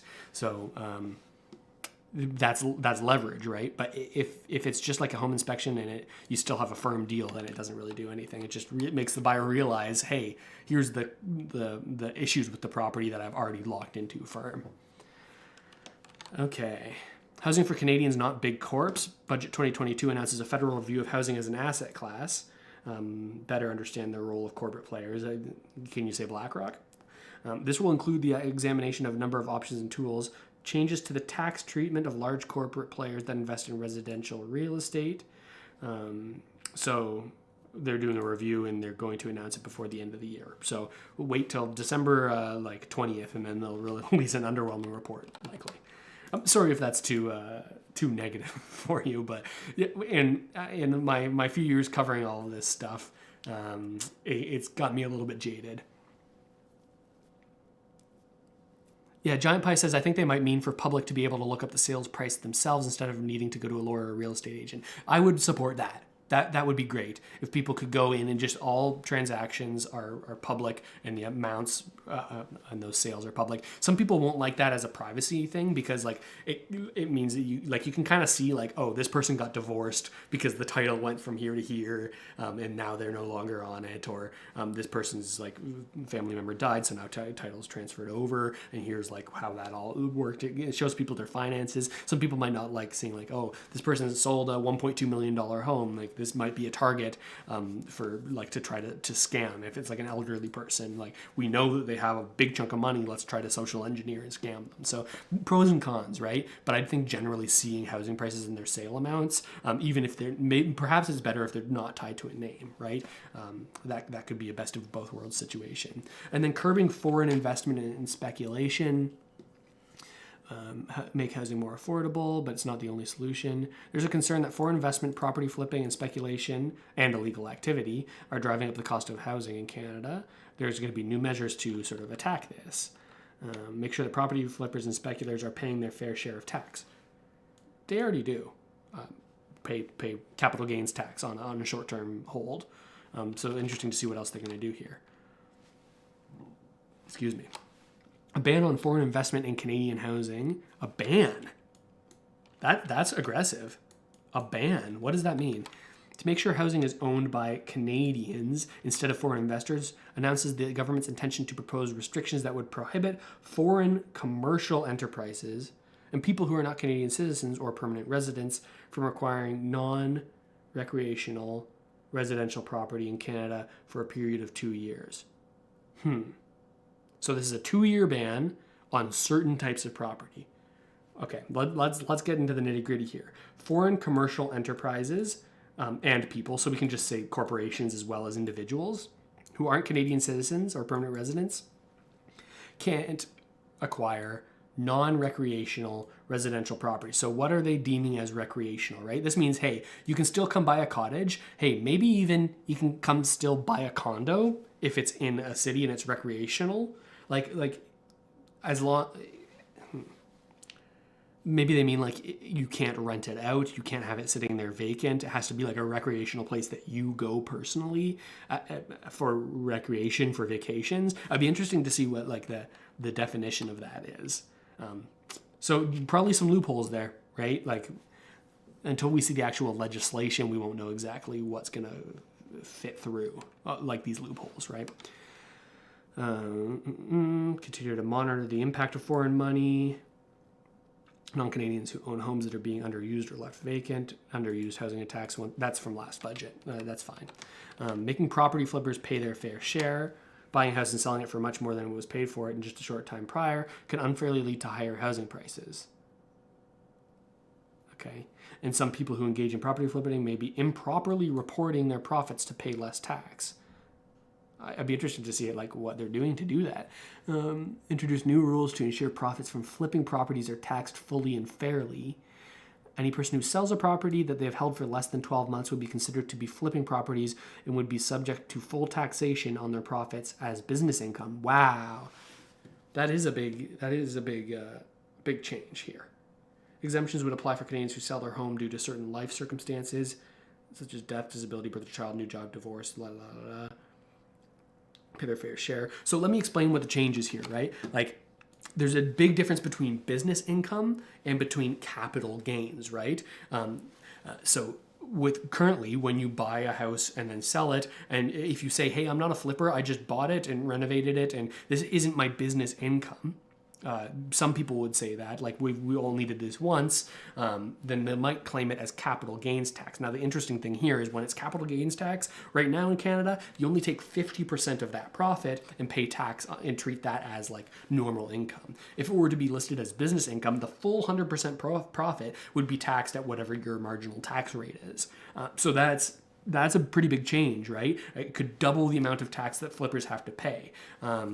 So that could mean that the amount that they're able to offer, like for off-market properties and like to wholesalers, things that real estate investors typically do, like trying to get off-market deals, well, they'd have to like offer even lower to have their margins sort of come in. So this could provide a little bit of an opportunity for residential folks who aren't doing this commercially to get in here if there was a large amount of people who were fraudulently claiming business income as capital gains, right? So, but it seems like they're just getting more precise in their definition of that, like, hey, if you've held it for less than 12 months, that's going to be flipping. So that we could see an increase of people buying a property, doing what they call live-in flips. You buy a property, you live in it for a year, and you sort of you flip it while you live in it, and then sell it after that year. That's honestly probably the way to do it if anyone was going to do it, because then you don't even have to claim capital gains tax because you can get the capital gains tax exemption for primary residence, right? Like if you sell your home and it's the home you live in, you don't have to pay capital gains on that. But if it's an investment, you do. So probably more people going to be doing the live-in flip strategy. All right. Tax assignment sales. Taxing assignment sales. So there's a big assignment sale industry in Canada. People will go to pre-development condos, right? And they'll get contracts, right? They'll get contracts saying, hey, I'm going to buy this house. Now, a lot of these actually, like, to the best of my knowledge, this isn't legal advice, but any contract, unless, like legal contract in Canada, unless there's a specific clause against it, can be assigned. Now, what does that mean? That means that you can take a contract that you have, and then someone else can take it over, right? So I have a contract to buy this condo, but this person actually wants to take it. So I'm going to sign this contract over to them for a fee. Like maybe you have to pay $50,000 as an assignment fee, and you're still willing to do that because maybe the price has gone up so much that you don't care. You're actually getting it for a deal. But this person who's flipping the contract never even has had the money to buy the home. They just sell the assignment contract and make a quick cash grab. So it seems like they're going to actually tax those assignment sales. They're not commodities to be traded. So to address this issue, Budget 2022 proposes to make all assignment sales of newly constructed or substantially renovated residential housing taxable for GST-HST purposes. Okay. So for GST-HST, so this isn't like a capital gains thing. It's all the same taxes you apply, like you'd normally have capital gains tax on an assignment sale. But GST-HST, that means that you'd actually have to charge an additional, well, depending on your province, additional like 13 to like 15% tax on top of that. So more taxes to people who are doing assignment sales. Interesting. There's also assignment sales is a big thing in wholesale, and people will go and try to get deals off market. Like if you see flyers in your mail saying, hey, we want to buy your home for cheap, or you see the signs on the road saying like, we buy houses cash. Those are wholesalers. They try to get you to like agree to have a deal with them to sell your home to them for a lower than market rate. They often like will go for people who maybe like are hoarders, right? They're embarrassed to put their home in the market, so they just want something quick for cash. They'll sort of go into those situations. Now it seems like they're going to get taxed on the flipping of the contract because they don't actually close on the home. They just get the contract and then find a real estate investor that wants to buy the contract from them. They don't have to do any renos. They wipe their hands of it. They just walk away with the assignment sale check, right? You're getting a little bit of a insight here on what some of these investors are doing. So hopefully that's helpful for you in some way. But okay, so more protecting, okay, from mortgage lending sector money laundering. Okay, more FinTrack stuff, financial transactions, like anti-money laundering stuff. Okay, and so here's all the numbers in terms of like the spending. So this is in millions of dollars, so that's like $4 billion total for the housing accelerator. We're not going to go into all this nitty gritty. That was a lot. That's housing. So a lot of things that they can point to and say, hey, look at all the shit we're doing. Look at all the stuff we're doing. Man, I don't usually swear on these things. I kind of try to keep it clean for the kids, but I don't think we've got any kids who are wanting to talk about tax policy. So we're good here. Maybe I should get into the whiskey later. So we've got a lot of things that they can point at saying, look at all the stuff we did, but will it actually happen? That's for another day to actually have that discussion. But a lot of the stuff is increasing demand side, and the supply side stuff is really tentative, right? Because the federal government can't just like start building homes and we're going to have this lot, we're going to take this lot and we're going to build homes here. They can't do that. All this is controlled by municipalities. Like each individual town and city has their own bylaws, right? These are the different jurisdictions in government. Housing is firmly in municipal and provincial. So it really depends on the individual provinces and municipalities to execute the actual like use of the funding that they're getting now. So that's wild. That's what it really is going to depend on. Okay, so housing. That's housing. The next thing that we said we were going to go into was tax changes. Are there going to be any new tax for individuals in Canada here as a result of this budget? Let's get into it. That was Chapter 9, Tax Fairness and Effective Government, and it's getting hot in here under these lights. So I'm ditching the suit jacket. And we're going informal Russ now for the rest of it. Have my last sip of coffee here too. Okay. And as a reminder, we're going to get through this all and then open season for questions. And also, if you have a question for me while we're doing this, make sure to do @RussellMatthews so I can see it pop up in orange on my sort of side monitor here where I can see who's tuning in and what people are saying. So. Now let's get in and find out if you're going to need to be paying more tax this upcoming year. So these are ongoing actions, things that are already happening. Fair tax system. Well, let's get into the nitty gritty. So like these are the arrows that were like, if you're trying to read it quickly, this is where you go. These are the tricks of the trade, right? Budget 2022 proposes to introduce a temporary Canada Recovery Dividend, under which banking and life insurers groups will pay a one-time 15% tax on taxable income above $1 billion. Wait. Will pay a one-time 15% tax on taxable income above $1 billion. Who's the dividend for? It's a Canada Recovery Dividend. This is the government saying we're going to force these big institutions to pay us 15% on all their income over $1 billion, and we're going to call it a dividend, which people usually sort of think of as like, this is going to go out to the people that are investing in it, but this is the dividend that goes directly to the Canadian government, fills their coffers a little bit. All around, probably not a bad thing, right, to see more funding going here. But then you get into the discussion of like, okay, how effective is the government at actually like distributing these funds and executing all the money that they're bringing in? This is the age-old question, right? Permanently increase the corporate tax rate by 1.5 percentage points on the taxable income of banking and life insurance groups above 100 million. Okay, so corporate income tax rate increase from 50% to 16.5. The argument that you hear is that hey, this is a good thing, government gets more money. Flip side, hey, this is a bad thing. It actually incentivizes certain businesses to leave Canada, providing less competition and potentially better or worse consumer outcomes from a lack of competition. But whether you think a change like this would prompt people to actually leave and not carry business actions in Canada, that's a whole other debate, right? All right, preventing the use of foreign corporations to avoid a Canadian tax. That's kind of pretty straightforward. Let's try, okay. Next steps towards a minimum tax for high earners. So, Canadians still pay relatively little personal income tax as a share of their income. 28% of filers with gross income above $400,000 pay an average federal personal income tax rate of 15% or less. Okay, so let me explain what this means, right? We're gonna zoom in on this.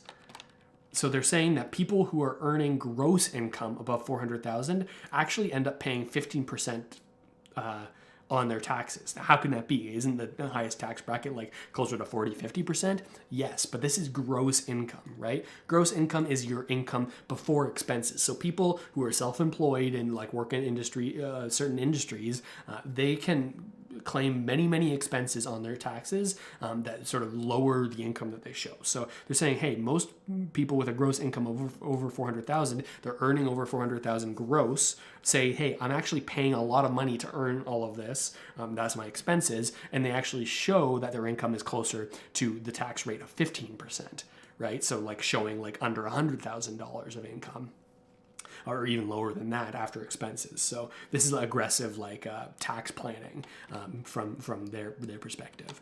So they're saying, okay, maybe there's like a base rate for them. Yeah, alternative minimum tax amount. Saying Budget 2022 announces the government's commitment to examine a new minimum tax regime, which will go further towards ensuring that all wealthy Canadians pay their fair share of tax, saying it's going to be harder to sort of wash out your income in these expenses. By the Dipper says, Russell, the reason she brought up housing and then major population growth is because to build these new homes, we need workers who are willing to do the job, aka immigrants. Yeah, I can see that. I can see that. But like you can't deny the sort of irony of saying, hey, we're really proud that we're bringing so many people into the country, but also we don't have enough houses for everyone. Like you can kind of see the irony there. But I agree, like not everyone who's here is willing to do a labor job or a construction job that can actually help to build our homes, right? We have a shortage of skilled trades. Okay. Limiting aggressive tax avoidance, similar stuff, closing the double deduction loophole, financials, hedging and short selling. Okay, so this is more big business sort of trying to get more money from them. Expanding anti-avoidance tax rules. So this is all mostly high income and corporations, which I think is like probably the right way to go, rather than like taxing like middle and low income folks. But also, again, you always have the conversation, if you inch up their tax rate too high, how many people are going to move to different countries where there's more favorable tax treatment, right? Once you get to a certain income level, it's like, okay, is it worth the extra $100,000 plus in tax? Or am I going to go live in like Panama or something, or in the Cayman Islands and not have to pay that? Like, how much do I value living in Canada? So that's always a balancing act, right? Because you don't want all the very wealthy people and all of the capital, all their money to leave the country, because you also want them to be able to sort of like invest in Canadian businesses and sort of grow businesses in Canada to help with jobs. But obviously there's a balancing act there. You can go too high or too low, and it has negative impacts on either side. Pillar 1, reallocation of taxing rights. Just scanning this here. Pillar 2, global minimum tax. Multinational. Okay, so this is still big businesses. Reinforcing the CRA. 1.2 billion over 5 years to expand audits of larger entities and non-residents engaged in aggressive tax planning. I think that the entire $1.2 billion should go to their call center and go to upgrading their goddamn website. Anyone who's been on that like knows what I'm talking about. Like, it's like they're running on 90s code from the 90s, and like front end development that like is like, oh, like I'm using HTML still. Like you can't even click on buttons. That's an exaggeration, obviously, but. So they say, like, by giving $1.2 billion to the CRA to do more expansive audits, we're going to recover 3.4 in revenue over 5 years. Okay. Going after people more for tax evasion and aggressive tax planning. Okay, low alcohol bill, income tax act. We're going to eventually bring forward legislation to change more things. Reducing planned spending. In this Budget 2022 announces the government's intention to review previously announced spending plans with a view to reducing the pace and scale of spending that is yet to occur by up to $3 billion. So they're going to say, hey, we're going to go back into previous budgets and previous sort of implementations of those budgets and say, hey, we're going to actually cut some of the stuff that we said we were going to spend, so that we're not spending as much as we thought we needed to during the heights of the pandemic.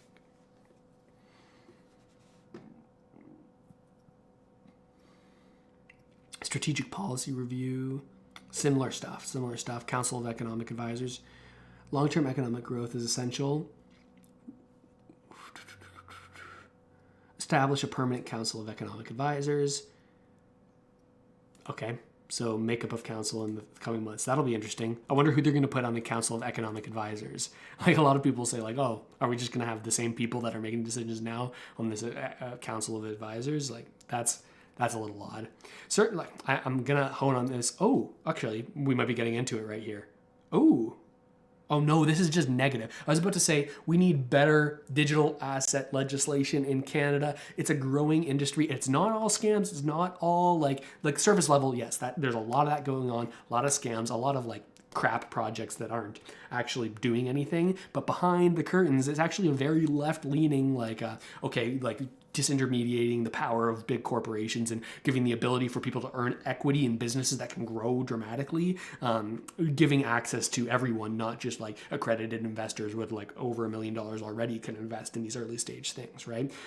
It's actually a very left-leaning thing, I think, but it seems like the Liberals are sort of shifting here to like saying, okay, so here's a heart-to-heart. One of my biggest fears in the coming years is that the entire digital asset industry will become a polarized left and right issue. I really hope it doesn't happen, but I think it's going to. We see conservative politicians coming in and saying, hey, we recognize the ability for like economic impact and like help the country here with digital assets. We've seen Pierre Poilievre and Michelle Rempler-Gardner sort of introduce bills like this that are trying to say, hey, we need to build this industry. But now it's looking like maybe the Liberals are just saying, hey, well, if the Conservatives are saying they like it, let's say that we don't like it. This is my biggest fear, right? Because I think that it's such a liberal and left-leaning thing when you peel back the curtains. But maybe this is a rant that you guys don't care about. But it's something that I care about a lot. I'm just starting sort of working in an industry and know how beneficial it can be for more equality and access to building of equity and building of like financial well-being. That's it in my eyes. But let's listen in and find out what the Liberals think about the digitization of money. I couldn't have picked a better time to go on that rant. Okay. Addressing the digitization of money, safe and secure financial systems, the cornerstone. However, the digitization of money, assets, and financial services which is transforming the financial systems and challenging democratic institutions around the world, creates a number of challenges that need to be addressed. There have been a number of high-profile examples both around the world and here in Canada where digital assets and cryptocurrencies have been used to avoid global sanctions and fund illegal activities. They're talking about like the trucker protests, I think largely.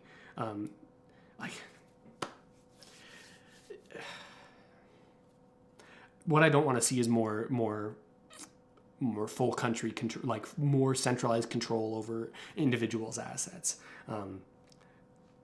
Let's see. Let me just keep going. I'm getting stun-locked here a little bit. Budget 2022 includes measures that will help maintain the integrity of the financial system, promote fair competition, and protect both the finances of Canadians and our national security.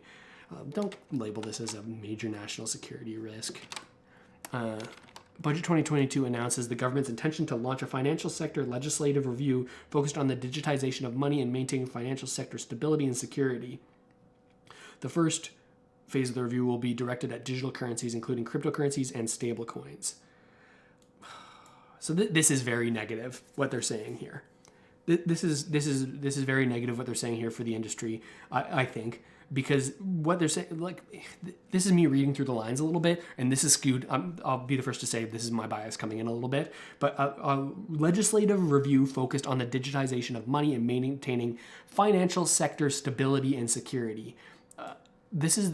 I think this is them saying, hey, we have power right now over Canadians because we control the Canadian dollar. We can dilute it however we'd like. We can turn on the money printer, make it go burr, and all of a sudden devalue all of the cash savings that people have in their pockets. But we have the power to do that. Also, Canada's working on their own CBDC, which is a central bank digital currency. The central bank digital currency, there's not too many details out about how it's actually going to go. But if you're imagining a worst case scenario, this could look like a digital currency that we're all using as a replacement of the Canadian dollar, but with the sort of unique thing that, hey, now we can actually code our dollar. We can code taxes into it, where immediately when you spend it, the tax is already sent to us. We can provide negative interest rates on people's savings to encourage them to go spend, right? if we're seeing an instance where Canadians aren't spending enough money in the economy and the economy is looking bad, the government of Canada can say, hey, I'm going to turn this switch on, and now if you have savings, well, they're actually losing value. You've got a negative interest rate. So you better go out and spend now because your money is losing value sitting there. And like, when I read financial sector stability and security, I read government control over financial assets. Yeah, okay, I'm going to move on. Department of so another under $20 million to Department of Finance to lead this review. Okay. Well, subscribe to the channel because we're definitely going to be covering that. And more anti-money laundering laws. Wow, I didn't expect for there to be digital asset stuff in here. Embracing digital government, accelerating, expanding the offering of digital services. Okay, so that's it for tax fairness and effective government. I hope I didn't spend too much on the digital asset side of things, but that's something that is becoming more and more important to me politically. So that's something I'm going to keep talking about on the channel. Also, if you didn't already know, I have a crypto-focused specific channel that I upload to. I cover a lot of stuff in terms of like artists sort of getting into that space in the NFT space and certain sort of projects and sort of explainer videos. You can search RU55 like Russ, right? But like kind of leet speak with the numbers in there if you want to check that out. I upload there less regularly, but it will be more in the weeds of the crypto stuff rather than like only Canadian specific crypto stuff that I'll talk about here on this channel. Okay, and the third and final thing that I want to go into here before we call the stream quits is to go back to the employment insurance changes. That could make an impact on supports for Canadians. So let's go in here. Towards a better employment insurance system. Ben says anything on changes for capital gains. No changes for capital gains, still 50% rate. Although changes about which things will be included as capital gains in business income, like home flipping capital gains. In some situations, it will be now considered as business income. So there's something that has changed. Okay. Towards a better employment system, let's sort of like, oh, wait, what? There's like nothing here. Over the last 2 years, millions of Canadians' livelihoods have been interrupted by lockdowns. Canada's economy continues to recover. In Carla Qualtrough, the Minister of Employment, Workforce Disability and Disability Inclusion, figuring out how to make a better EI system, meeting the needs of future and current workers, simpler and fairer rules. Baited. This happens every time. Every time I think we're going to get some info here. Where'd it go? Right here. Every time I'm baited, chat, I see this every single time. I see them say, hey, here's the big changes that we're going to make. And then you get this disclaimer. You get this disclaimer right here. The government will release its long-term plan for the future of EI after consultations conclude. So it's like the government constantly announcing announcements. Where's the information on how this stuff's actually going to work? Like the economy has changed now, and we're using the EI system from the 80s, right? So pretty wild. I hope this isn't just turning into a big complaint fest for me. But so this is a better employment insurance system, a headline, a thing that's included in the agenda, and it's like, yeah, we'll just tell you later. So there you go, folks. There's where priorities are in terms of speed of getting things out. All right. So let's chat a little bit about that. We're likely going to take the last 10 minutes or so of this stream to go over all of your questions. Anything that you want to ask me, whether it's specifically budget related or not, I want to get into your questions, and we can just chat a little bit here, a little less formally about what has just come out. But kind of underwhelming for maybe that's the way to put it. That's how I'm kind of feeling. I like that there was more supply side stuff in terms of housing, but we're going to get chat loaded up here. I never know how to do this to make it best for you to see because it's so wide. But we'll make it like that. Okay. Next time I'm going to make it so that there's actually a full screen there of chat. So let's dive into some questions here. I've got one here from Virginia Bowman. Hey Virginia, how's it going? Saying, was there an indication of when the blind bidding will stop, when that legislation will occur? Best educated guess. So this is another time where they announce an announcement. We say, hey, we're going to, over the next year, consult. So over the next year, they're going to consult stakeholders, provinces, municipalities, say, how should this look? Probably lots of lobbying from CREA, the Canadian Real Estate Association, as well as AREA, Ontario Real Estate Association, and TREB, and all of these real estate boards. I'm not going to talk too badly of them because I'm a member, and I don't know how much power they have in terms of like reneging someone's membership status, but probably lots of lobbying from them in terms of like sort of affecting how that's going to happen. Best bet, no changes to blind bidding until earliest, I'm going to say 2024. That would be my guess, before they get the consultations done and actually implement legislation to make that the reality. And remember to tag me at Russell Matthews, use the @ because that'll help me sort of find it here. Sandy says, I wasn't here for the whole thing. Please tell me they're doing something for the disabled. Nothing in here, at least that I could find, that is direct support for folks with who are struggling with disabilities. Now, that being said, most of the disability supports are handled on the provincial level, so you kind of need to look to your individual provincial government to handle that sort of stuff, but nothing here from the federal government on that, unfortunately, for you, for Sandy.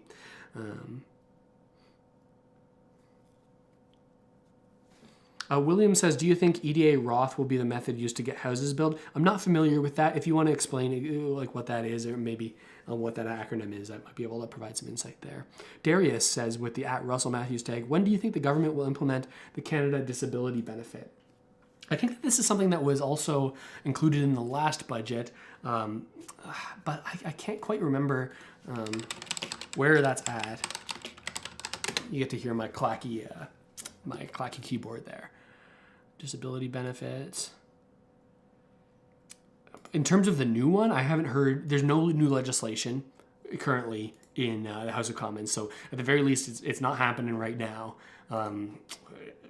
It's to the best of my memory. So I wish I had a more precise answer for you there, Darius. Sargon says, Russell, so in summary, any major benefits? In terms of like cash supports directly to Canadians, a promise of a $500 support for people who are struggling with housing costs, to be announced at a later date, at a later time. We'll give you the details another time. So kind of like nothing, right? Nothing that's clear and tells you like when that's actually going to happen. But $500 payment for certain Canadians. Underwhelming, overwhelming. What do you think? Russell, did they mention anything for EV rebates? Good question, actually. Good question, because that is something that they mentioned in the speech, but not something that I remember seeing here in my first cursory glance over the budget. Building a clean, strong economy. Let me just do a quick scan here and see. Clean electricity. I'm just scanning through this document again. Fresh water. Let me just Control F, actually. Why don't I just do that?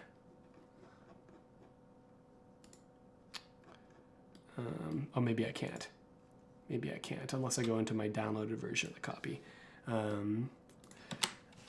Electric vehicle. Yep, we're going to focus on mineral deposits. Attracting global critical, so more on the minerals. Building a national network of electric vehicle chargers. So they say that they're investing $500 million in large-scale commercial EV charging and refueling infrastructure. So a big charging network, just under $1 billion to build out a charging network.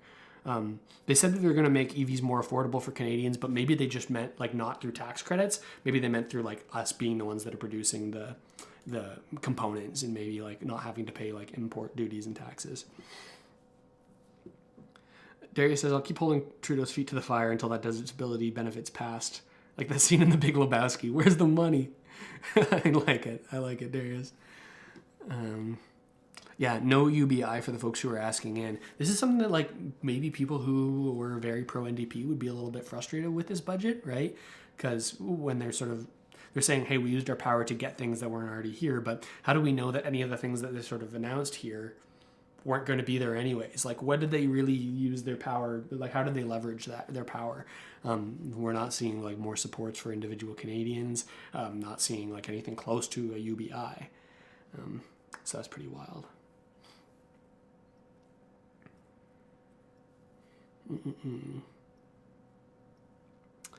Okay. Yeah, so that provides like a pretty high level summary on what's gone on here with this budget. Of course, keep your eyes on the channel over the coming days because I'm going to go more into a deep, like this is like a big old document, 304 pages.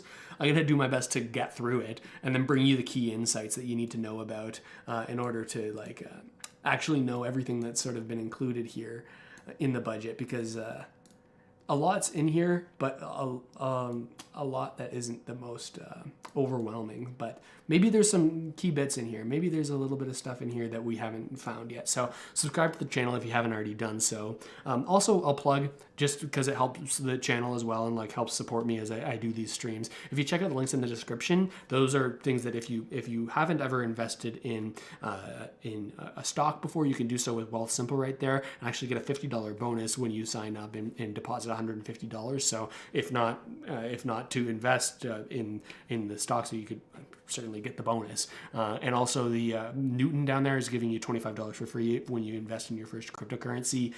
So you can check out those things. And if you have no idea like what's going on and how to actually get started investing, we got the Canada Money Mastery program down there in the description. The sort of targeted program. I think it's around 7 hours of content right now of me sort of doing one-on-one lectures and talks about like some of my views around the different levers you need to pull to set yourself up financially. So hopefully that helps you guys, and whenever you check out those links, you're directly supporting the channel and more Canadian content like this being made. So I appreciate you all, and I want to say here one more time, turn off my camera, wrong one, turn off the chat. I want to say one more time, thank you so much for tuning in, everyone. That is the April 2022 federal budget. More information to come on it, but thank you for being here. I appreciate you all in the chat and for supporting the channel for so long and getting to see all these familiar faces in here. But until next time, I'll see you guys later, and I hope you have a good rest of your week. Bye, everyone.